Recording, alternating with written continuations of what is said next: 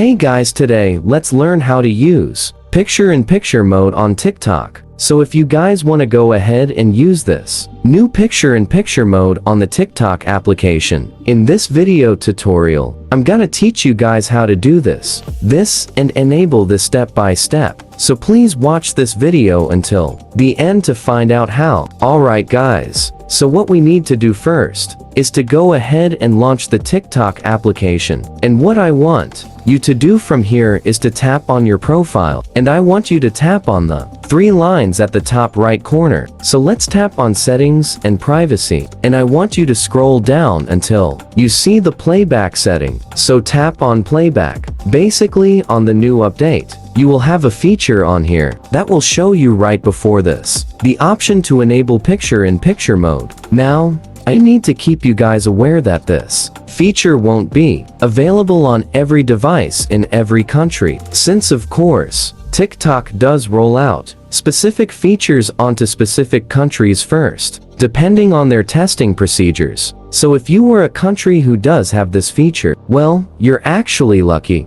because you were one of those countries who have those testing facilities. Penna is basically chosen to be tested with this feature. In this case, I'm not really that lucky since I don't have that feature just yet, but I could actually wait for this feature to be applied on my country and also on my device, just by double checking if I have an available on my TikTok applications. I want you to proceed with launching the App Store and searching for TikTok. And once that is done, basically check if you have an update available on the application. Proceed with updating the application to the latest version so that you're gonna have the latest features like this on your device. And that's all for this video guys. That's how you guys could enable the picture-in-picture mode. It's gonna be located right before these features under the playback setting. So go ahead and check if it is available on your device and comment down below if it worked. And I'll see you guys on the next video.